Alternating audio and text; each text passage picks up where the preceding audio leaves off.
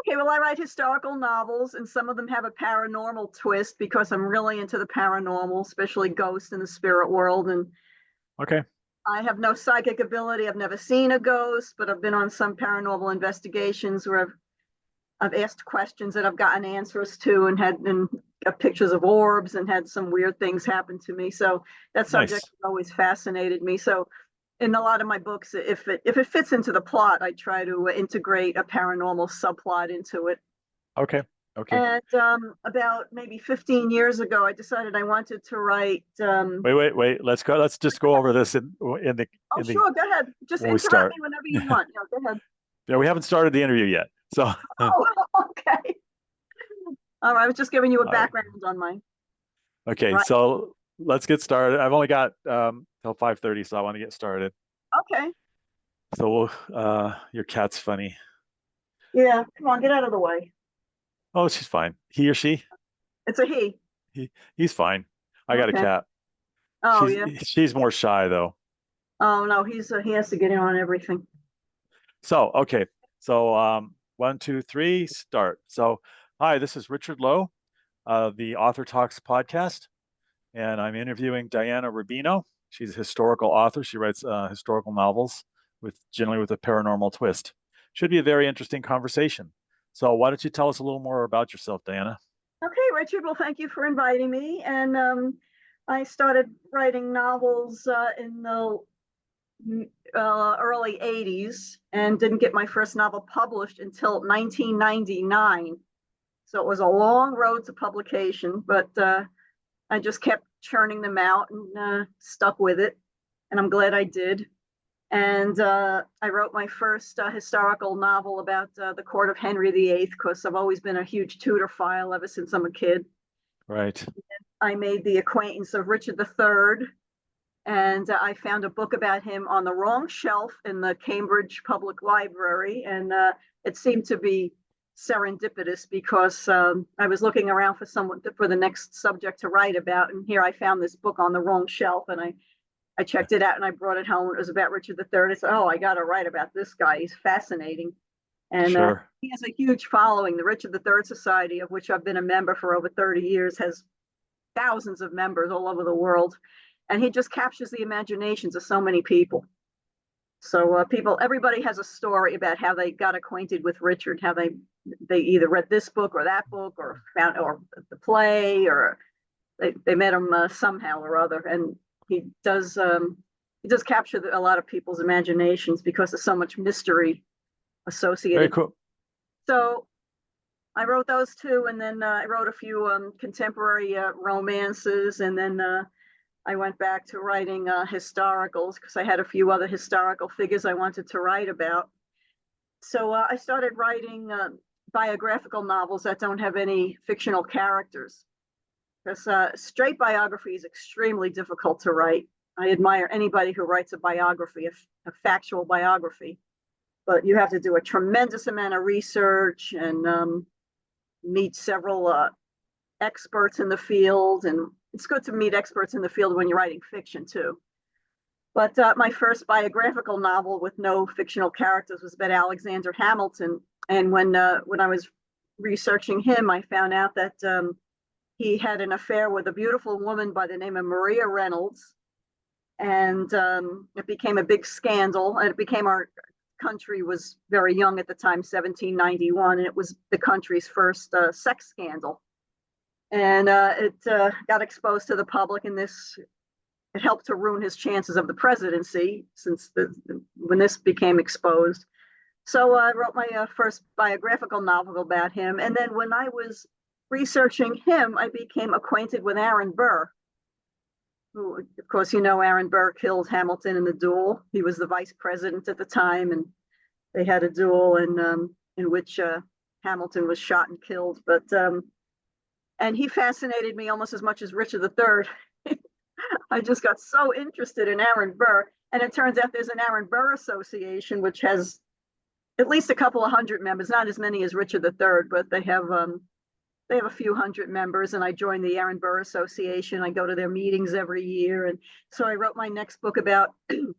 It was about him and his last wife Eliza, And Eliza is a fascinating subject to research because even though there isn't very much written about her, I managed to find a few biographies about Eliza. But she grew up dirt poor in Providence on the streets. Her mother was a prostitute. She became a prostitute. That was the only way she could make a living growing up. And she made her way to New York with a few pennies she had saved. And she worked her way at the top to the top of the business world just by her sheer street smarts and business acumen with very little education, but she was a clever, wily lady. And she eventually became the richest woman in New York City. She made all her money with real estate, and she married a wealthy merchant named Stephen Jumel. She didn't have to marry him for his money because by then she was pretty well off. And she bought a mansion which is still open to the public today. It's in Harlem, and it's called the Morris Jumel Mansion. So when she bought it, it was called the Mount Morris, actually. And then when she bought it, she called it the Morris Jumel because she wanted to combine her and her husband's names. And then her husband, Stephen, was killed in an accident, and she lived in the mansion for a few more years. But she had known Aaron Burr since she was a teenager, so they knew each other for decades, all throughout his political career. He became vice president, and so she knew him all these decades. But if there was any kind of romance between the two of them, it's not recorded in history. So as a fiction writer, as a novelist, of course, we take license. So I kind of made up a romance between the two of them that went on for decades, but circumstances just prevented them from getting married. He was married and she was married, and they were in different places and just logistics, and so they were never able to get together and get married. But one night, she's sitting in her house with some of her family. She was 56 years old. Aaron Burr shows up at her doorstep with a minister in tow. He was 78.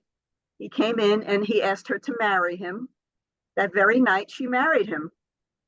So she became Mrs. Aaron Burr, and she always wanted prestige. And so there's a general belief that she married him because she wanted the prestige of his name, because as a former vice president, he had a lot of clout in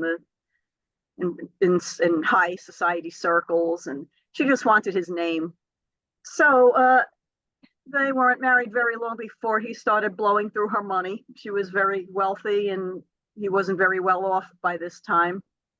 And she just got kind of fed up with it. And she said, "Look, Aaron, money doesn't grow on trees. I'm not a bottomless well of money." He was buying expensive clothes and taking his friends out to dinner and wining and dining them, and bought horses. And so he blew through a significant amount of her money. And interesting. She said, "All right, this is it. We're not going to be able to make it." So after 2 years of marriage, she hired her neighbor as a divorce lawyer, who happened to be Alexander Hamilton Jr. That was Alexander Hamilton's son. He was a divorce lawyer. So she hired him to draw up divorce papers. And Aaron was living in Staten Island at the time. He was 80 years old. He wasn't doing very well. He had a couple of strokes. And he got served with the papers, signed by Alexander Hamilton Jr. And I can just imagine what his reaction. He must have said, "Touche, Eliza, touche." And he died the same day. Same day he was served the papers. Interesting. So yeah, 80 years old. He was 80, she was 56. But she lived until the 1860s, I believe. She lived quite a long life. She was at least in her late 80s, early 90s. So very interesting. Why don't you tell me a little bit about your background also? Oh, my background? Okay, well, I'm from New Jersey originally. Okay. And I went to London to work after I graduated college, and I just wanted to bum around Europe for a year or so and just enjoy my youth for a while. And so I went for a job interview, and this engineering company was hiring, and they hired me as a secretary. I wasn't looking for a career job. I just wanted to draw a paycheck and just have fun. Sure. And that's where I met my husband, at this engineering firm. And I brought him back to the United States. He became a U.S. citizen. and he carried on his career as an engineer. Actually, it's we call it construction cost estimating. We tell you what it's going to cost you to build something. So if you want to build a hospital or a school or any kind of facility or building, the architect designs the project and sends us the drawings, and we measure everything and count everything that goes into the building and draw up a cost estimate. So that's what we've been doing for 30 plus years. And we have sounds wonderful. We have our own business. So Chris and I have been together since 1979. Nice. And how many books have you published? Oh, to be honest, I've lost count. I would have to say maybe 17, 18, 19, somewhere around there. All traditional? What was it? All traditional publishing? Oh, no, actually, all the publishers who have published me have been small independent publishers. Okay. I came close with a few major romance publishers, Harlequin and a few others, but got rejected after a few back and forths. The editors said, no, we can't give it any more consideration, so we're sorry, but they weren't able to publish me. So I started going to smaller publishers, and my first publisher was a British publisher, and they published my first, I would have to say, 7 or 8 books. And then as the independent publishers started popping up, I mean, they're all over the place now. There's thousands of them out there all over the world. And they started gaining quite a bit of traction, and these publishers have been thriving. And the one I'm with now I have 2 publishers right now. One is called the Wild Rose Press. They've been around at least 15 years or so. And then my other publisher is called Next Chapter Publishing. Okay. And they've been thriving, and a lot of authors have had offers from they call them the big 4, I think it is, the 4 or the big, however many, the big 5, however many the big publishers that are left. And they've turned them down just to either self-publish or go with an independent publisher. And a lot of them do a lot better, believe it or not. Interesting. Yeah, I heard of a guy who got a huge offer from St. Martin's Press. He turned them down, and he self-published, and he did a lot better than he would have done with St. Martin's Press. But I would have to say that's kind of it's like hitting the lottery, being that successful. Sure. Now, who's the little friend next to you? Oh, him? Yes. That's Lucky, my one of 2 cats that I have. Nice. He's you introduced me to him earlier. Cute cat. I like cats. Oh, okay. No, I've always had cats. Yeah, I like cats better than dogs. Cats. Mm-hmm. Cats take care of themselves. Exactly. That's what I like about them. They're independent. They're not as high maintenance as dogs. Yeah. All right. Anything else you want to say? Well, my next book that's coming out is it's another biographical novel. It's about Edith Roosevelt, who was Theodore Roosevelt's wife. And I don't have a publication date for that yet, but that's the next one that my publisher has in the queue. I'm not sure exactly where it is in the queue, but that's the next one that's going to be coming out. Nice. They were very interesting people to research too, Teddy and Edith Roosevelt. So I really enjoyed researching and writing that. Interesting. Yeah, I like reading books about the Roman Empire and fiction novels about that. Probably write one eventually, but as you said, it's too much research for me right now. It is, yeah. Well, to me, the research is the best part because I'm a history nut, and I love delving as deep as I can into archives and meeting some of these. If I can meet an expert in whatever person or era I can get, that's I always enjoy meeting people like that. But yeah, I think the research is the best part. But yeah, that would be great if you indulge your dream and write your book about your Roman Empire. Sure. Yeah, right now I'm writing for clients because I'm a ghostwriter, but oh yeah, keeps me busy. What kind of ghostwriting are you doing? For novels or nonfiction? I do novels, nonfiction, young adult. I've written 120 books so far, published them. Yeah. Wow. Yeah. So people hire you to edit their work and to go over it and rewrite whatever needs to be rewritten and revised, or? No, that's actually pretty rare. Usually they hire me from the beginning, so I write the book from top to bottom. and then Oh, help them get it published and so forth. so you write the whole book for them, Yeah, but you've never written your own books. 60 of my own. Oh, you didn't say that. I thought you just when you said you want to write a book about the Roman Empire. I thought that No, was. that's just on my list. Oh, I see. You've written 60 books? Yeah, Oh, wow. I have to look you up. So your books are on Amazon or yep, yep. A mixture of everything. I mean, Some of them are yeah, they were early, so some of them are good, some of them aren't so good, probably. But I enjoyed writing them. A couple were Kindle bestsellers. So one good. sold 15,000 copies. Wow, good for you. And So, working on a novel right now that's based 100 or a million years in the future. oh, wow. So reverse history. Yeah, that takes some imagination. What's going to be like a million years from now? Very different. We'll have electric cars. It's not Everybody, on Earth. oh, It's not based on Earth. remember when I was a kid, I remember hearing by 1984, everybody's going to have their own helicopter. Yeah, I was disappointed that by now we didn't have a moon base because we were promised that.